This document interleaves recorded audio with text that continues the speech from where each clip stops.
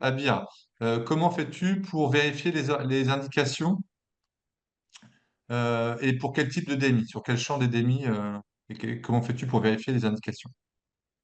Alors, tout d'abord, les indications, on les vérifie, elles sont suivies pour toutes, parce que depuis 2007, effectivement, il y en a beaucoup qui sont sortis de la T2A, mais on les a quand même suivis depuis 2007. Par exemple, les valves cardiaques, les défibrillateurs cardiaques, d'autant plus qu'ils sont sur la liste intra-GHS. Donc tout ça, on continue à les suivre. Mais par contre, on vérifie pas les indications. On vérifie en priorité les indications des DMI qui sont T2A et pour lesquels il faut faire des fiches comp et envoyer la TIH. Et donc, ces indications-là, comme je vous ai dit, donc on a des formulaires papier avec les indications FAST. Hein, donc, on a repris les indications FAST. Alors, certes, donc le problème, c'est la mise à jour. Mais en tout cas, tout ce qui est coché sur cette fiche papier est vérifié dans le DPI. Alors, dans le CRO ou dans le compte rendu d'hospitalisation. Voilà. Est-ce que c'est Il y clair? avait peut-être aussi des questions, tu peux peut-être les reprendre à l'oral. Pour l'instant, c'était des questions qui t'étaient adressées. C'était sur la fiche d'implant, le fait, est-ce qu'on peut retrouver plusieurs DM, même si j'ai la réponse. Comment est organisée cette impression de la fiche d'implant? Voilà, comment tu fais pour la Alors, en sortie fait, des patients. aujourd'hui, le règlement, il impose aux industriels de fournir la carte implant, enfin la fiche implant, dans son packaging. Mais ça, c'est le règlement, c'est tout récent, hein. Donc, nous, on a travaillé avant le règlement et on a mis en place d'une façon institutionnelle cette carte, cette fiche implant qui regroupe tous les implants qui sont posés pour un patient.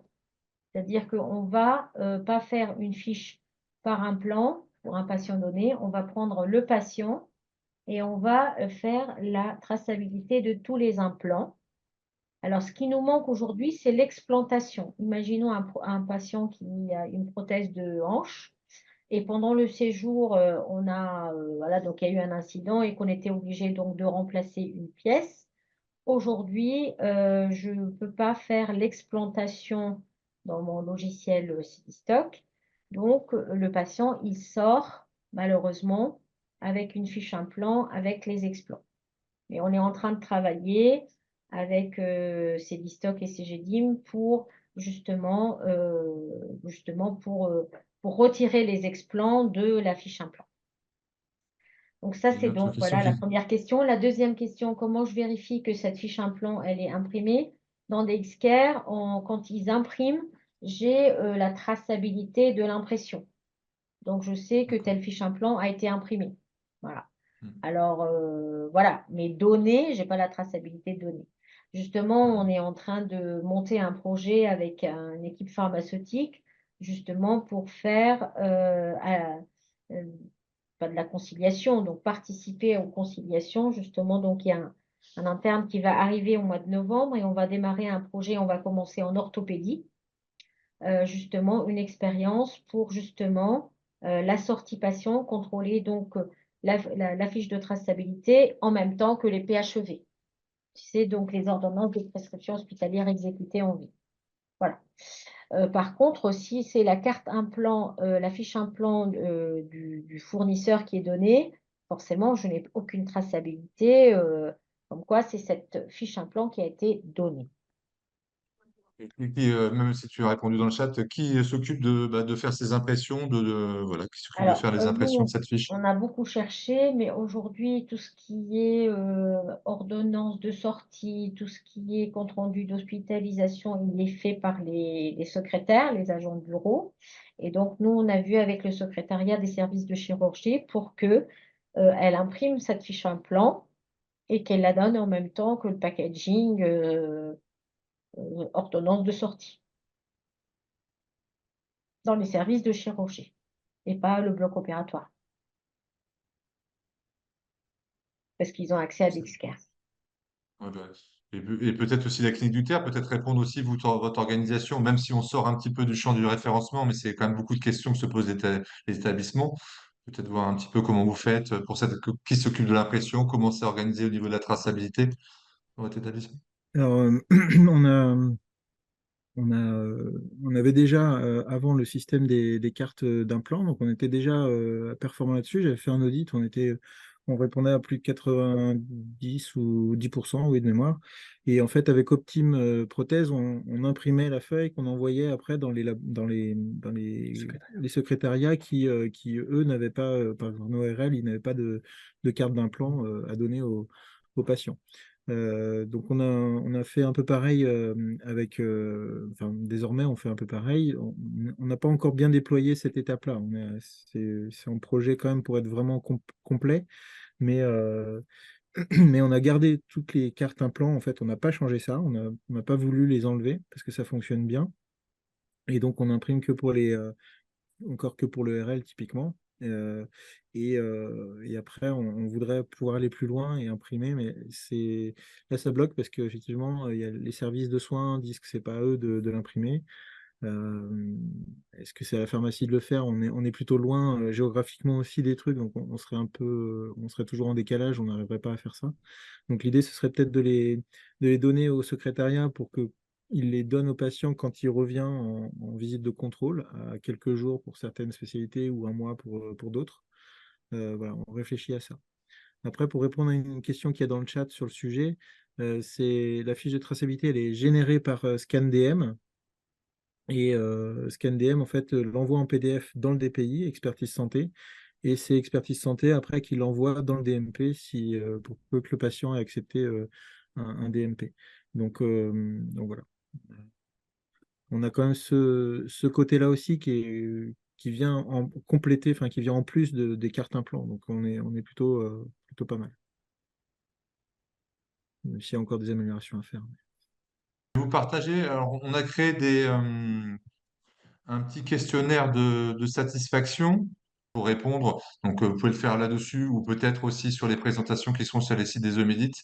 Vous avez un, Vous avez un petit scan, un petit code barre sur lequel vous pouvez vous connecter. Puis il y a quelques questions là pour 2 minutes. Ça nous permet aussi de savoir si le webinaire a répondu à vos attentes, qu'est-ce qu'on peut mettre comme thématique, notamment sur les prochains web-séries, et puis voir au niveau des horaires, tout ça, si on peut améliorer les choses. Donc, si vous pouvez remplir ce questionnaire, ça serait super.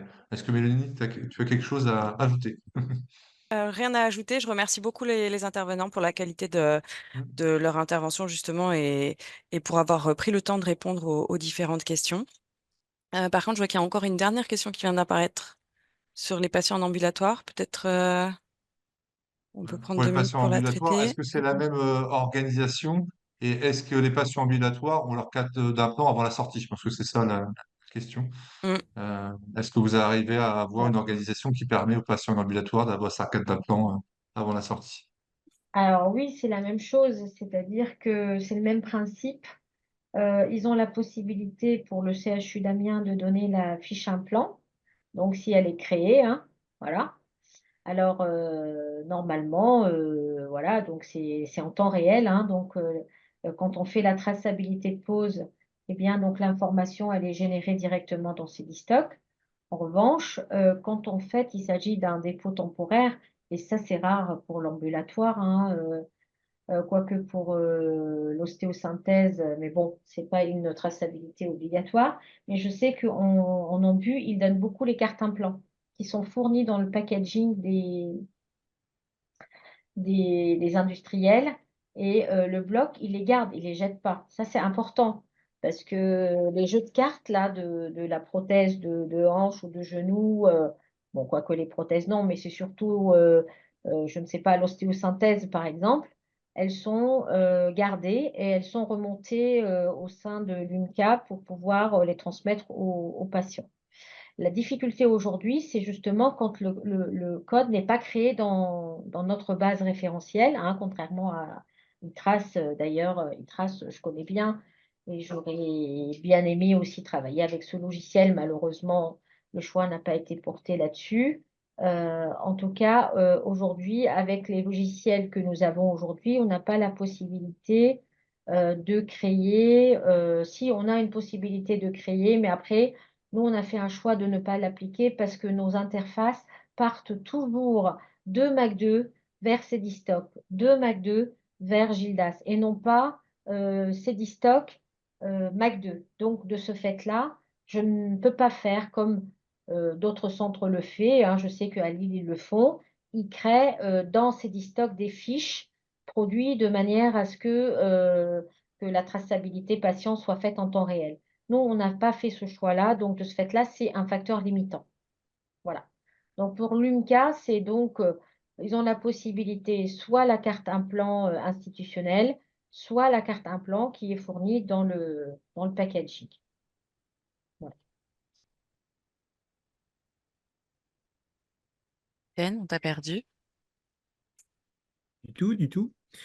On est dans le même cas. En fait, on utilise, comme je disais, toujours les cartes implants. Et pour l'ophtalmo, ça fonctionnait toujours, enfin, ça a toujours fonctionné comme ça. Donc, on n'a pas changé. Et la carte d'implant part avec le patient du bloc, en fait. Alors, par contre, on n'utilise pas les données qu'on aurait pu capter avec ScanDM. Ça, c'est vrai. C'est un peu un circuit parallèle, quoi. Enfin, il n'y a pas de raison que ce soit pas la même information. C'est l'implant qui est posé, la carte implant qui est dans la boîte, et donc c'est donné par l'infirmière avec le dossier du patient quand il sort du bloc. Donc ça, c'est en ambulatoire, ça fonctionne bien. Enfin, toutes nos cataractes sont ambulatoires, Mm. donc ça marche bien. Après, sur des rares cas comme je disais, l'ORL,